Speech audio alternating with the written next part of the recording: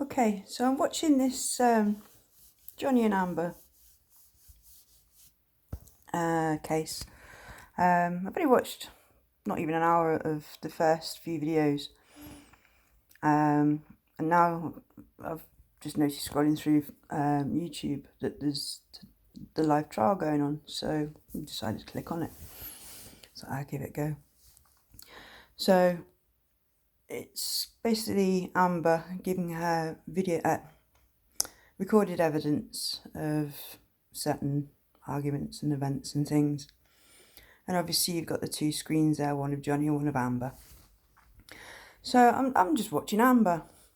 Now, in my experience of going through domestic violence and abuse as a child, it's not adding up. It really isn't. Her reaction to just listening, to going through those moments again, for me, to relive those moments, even just on paper, it's a traumatizing experience.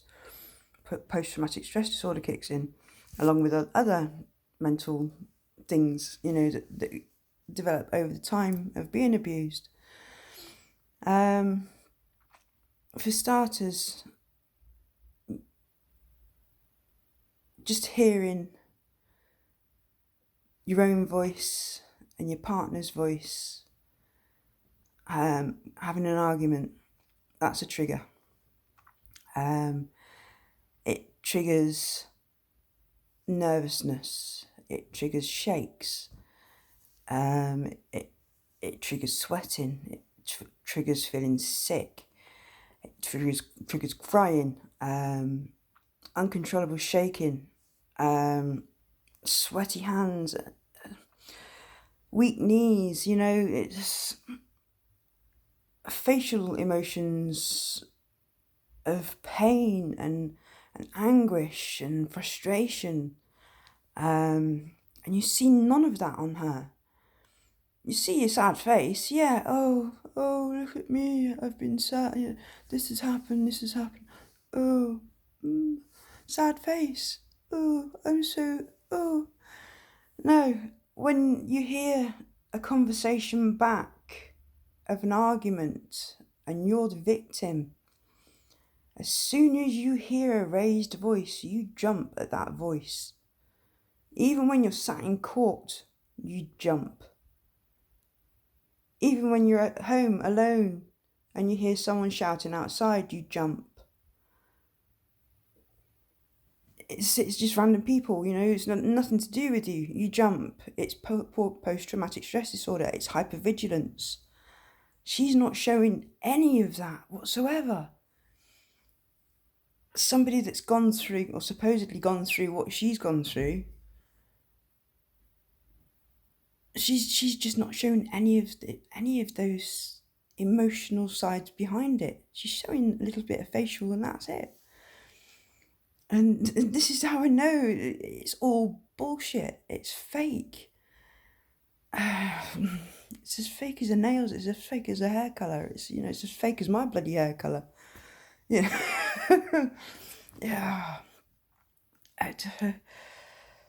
It leaves me speechless. It's quite sick. But I know a lot of people in my life have done it. They take on other people's stories and try and make it their own. But that's the thing.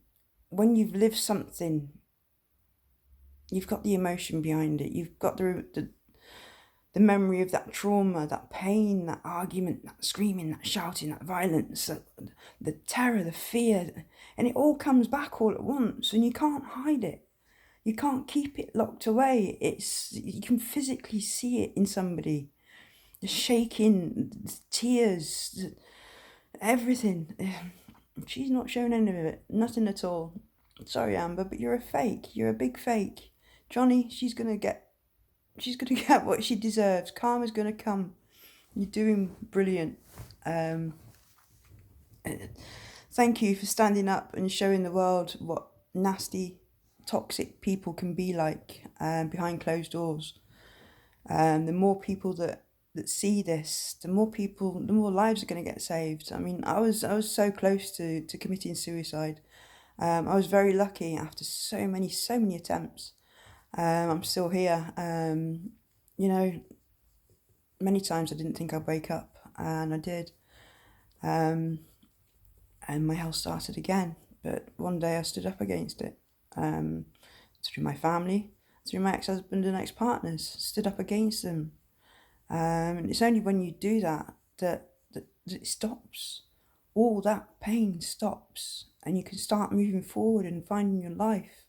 It can be done. Domestic violence is horrible. Um,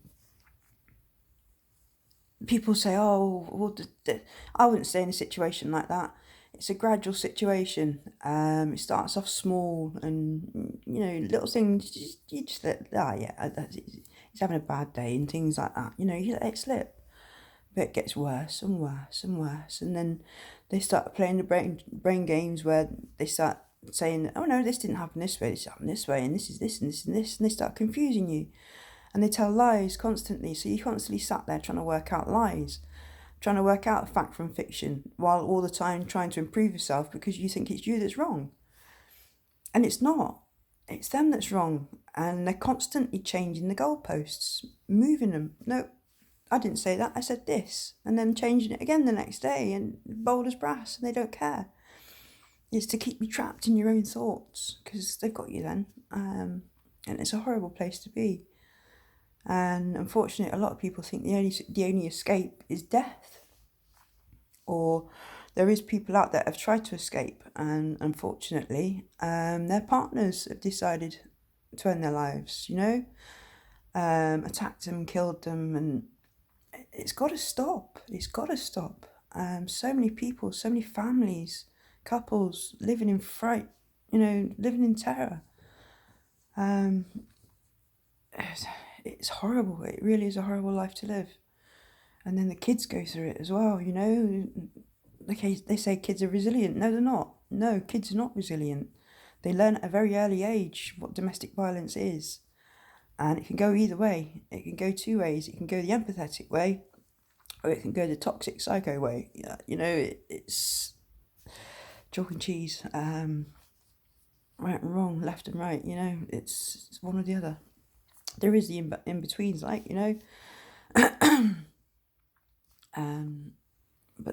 it takes a lot of strength to get yourself out of, or for recognising it for starters. Recognising that you're not the problem, it's somebody else. It's actually their input into your head that's the problem. Their manipulation of everything, from finances to what you wear, to where you can go out, who you can see, and your family. Every single aspect of your life is controlled. And the only way to get away from that is to get away from it, as far away from it as possible, because it won't stop. Once it starts, it won't stop. It doesn't get better. You can never fix it unless you walk away. In my experience, there's been times I've had to get a non-molestation order out. It was the only way to stop someone, because they just would not get it in their head to leave me alone. And they knew exactly what they was doing to my head. They knew if they kept my head in that state of mind, in constantly being triggered, even just a message knew that it would trigger me, and it just wouldn't stop. So I had to get the police involved and the courts, and thankfully I've not heard from him since. And I really don't want to hear from him again. So if you're watching, no, I do not want you to come back and talk to me or get in contact with me whatsoever. That part of my life's gone. It needs to be gone for my own sanity, for my own mental well-being. I can't have people around me like that.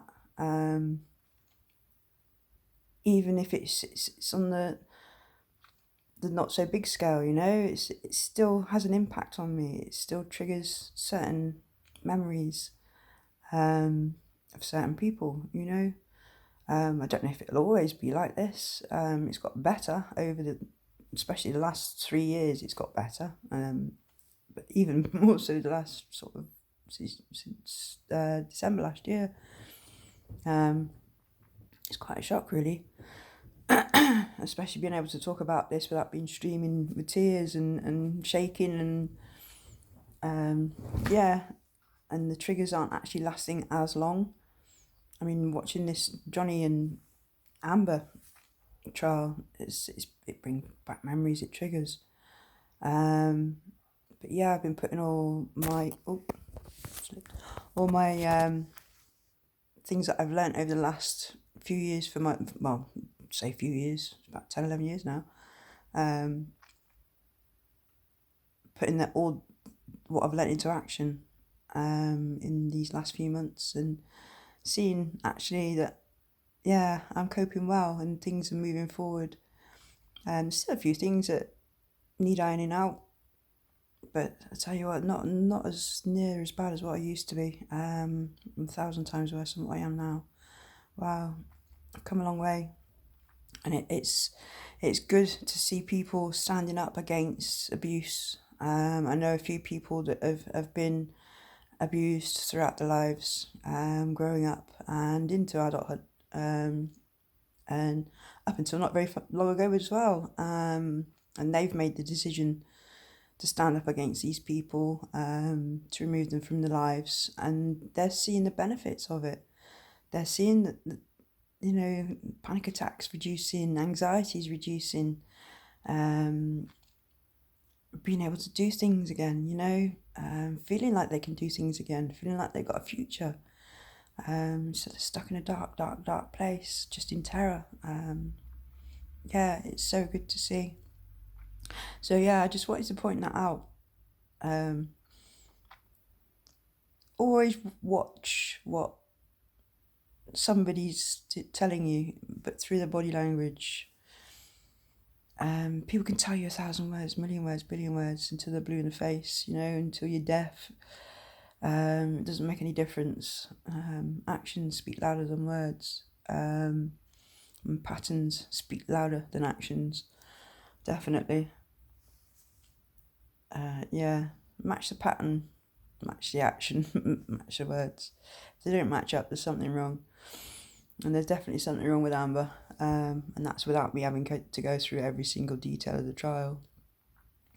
That's just from what I've learned over the years, from my own experience, and also from organisations that have helped me to move forward with domestic violence and abuse. They've taught me how to see people for who they are, but also how their brain works. And Amber's just a typical toxic brain. It's just not developed the way an empath has. It's just not got that connection to the part of the brain that's got the function of empathy. I should feel really sorry for her, really, because she's going down like a brick. She's not going to win this, and I don't know what the laws are over in that country, but yeah, if it was just a normal civilian over in this country, I'm sure that the woman would be going to prison, like, you know, for a very long time. So, not that I wish ill on people, but karma, you know. She's making her karma through this. She's playing that role. She's not playing it very well, not from a survivor's point of view. And I'm sure any survivor that's gone through domestic violence will agree with me 100% that she's not been abused like she says that she has. No, she's the one that's been abusing Johnny. And like I say, I've not watched a lot of this, but I'm sure when I watch what Johnny's reactions are through the trial, you'll be able to see that terror, that panic, the disassociation of just going into that zone when somebody's just mentally, verbally laying into you. You just shut down, your eyes go, you focus on one spot. And yeah, you just go, because your brain's gone, it shuts off. It's listening, but it's not listening. It's gone somewhere else, disassociation. You'll see that happening. You'll recognise yourself in a lot of what Johnny does, I reckon. I already am, and I've hardly watched anything. Yeah, so thank you very much. I just thought I'd share that with you. Yeah, I'm sure I'll be sharing a hell of a lot more. So thank you for watching, and bye bye.